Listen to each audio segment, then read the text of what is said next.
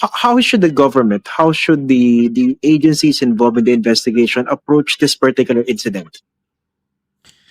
Unang-una, di ba, ang hirap pag-usapan eh. Dahil normally, pag may namatay, binibigyan natin ng espasyo yung pamilya, yung mga mahal sa buhay.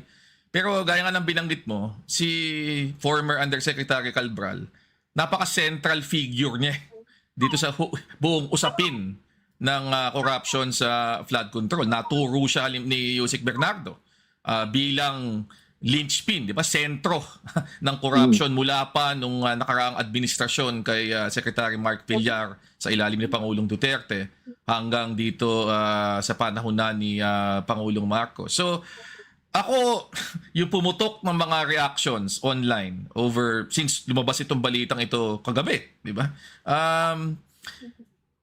Ako dapat senyalis yon sa pamahalaan na kailangan nilang gawan ng mabilis, malalim at credible na investigasyon itong pangyayaring ito. Kung ang initial na lumalabas ay posible suicide, kung pagbabatayan natin yung testimonya ng kanyang driver, sige, pero ang punto, hindi pwedeng iwan natin at that eh.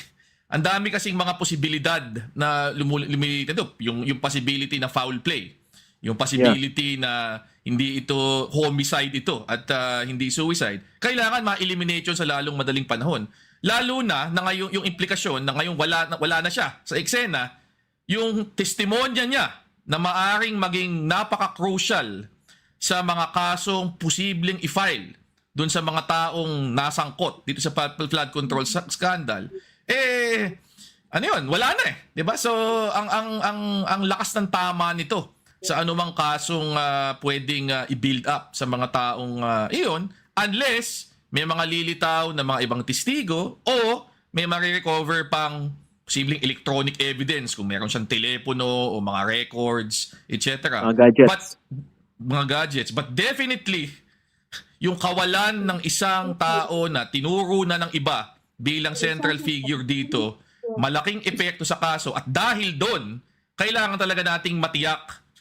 Sigurado tayo. At lalong sa lalong madaling panahon, kung ano ba talaga ang nangyari. Kasi may implikasyon to doon sa credibility ng buong anti-corruption effort. Lalo na kung yung speculations na ito ay deliberate at hindi ito suicide, ang patuloy na iikot sa kasalukuyang konteksto natin. Nga, Attorney Barry, no, na yung issue ng parang dapat talaga mas magkaroon ng sense of urgency yung mga nag-iimbestiga. Kasi kung pinag-uusapan natin dito yung nabanggit mong term, no, linchpin, central figure dito sa investigation, nawala. Kung mas mabilis pa investigasyon, baka mas nakakuha ng kanyang testimonya, mas nakakalat na ebidensya galing sa kanya. So, pero let's hope na hindi ito yung katapusan nito. No? Although, I think you and I would agree na malaking dagok ito sa investigasyon. Kahit ano sabihin natin, kahit sa anggulo tignan, di ba? Oo, kasi yun nga eh, walang makakatalo dun sa mismong siya ang makakapagbigay ng testimonya. Lalo na kung ang pagbabatayan natin, yung sinabi ni Yusek Bernardo dati na siya tinuturo. 'Di ba? Sabi pa nga ni Senator Ping Lacson before, 'di ba? Siya yung lumapit kay Senate President Tito Soto. Nag-aalok na kung kailangan nyo ng insertion na kaya kong lakarin. So, yung tao na kung totoo yun, yung tao na ang papel ay direktang makipag-usap dun sa mga principals na politiko at nag-aalok ng ganon, lumalabas. Napaka-central ng kanyang papel dito. Makapangyarihan siya at bukod dyan, kung siya talaga yung direktang nakikipag-usap, kaya niyang magbigay ng direct testimony kung sino yung mga nakausap niya at sino talaga yung mga politiko na involved. So yung kawalan niya, talagang ang laki ng impact niyan dun sa kaso.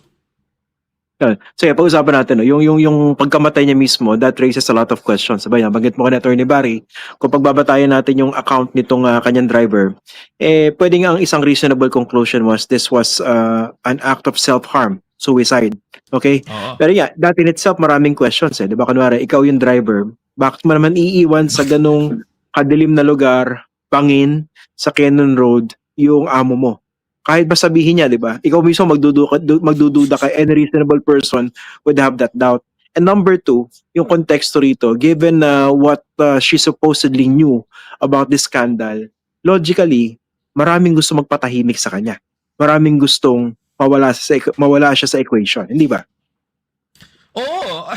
Ako, nung lumabas yung kwento nung driver, ako yun yung unang tanong na pumasok sa isip ko Bakit ka naman papayag na iiwan doon? Tsaka alas 8 ng umaga? Iiwan mo doon, tapos babalikan mo, hapon na. Di ba sa kwento niya, ganun Di ba? Alas 3 na ng hapon nung binalikan niya at doon niya nakita. Hindi raw niya nakita doon sa lugar, tapos binalikan pa niya. Pero ba't mo naman, anong gagawin niya para magpaiwan? Di mo coffee shop yun, hindi ba? Exactly.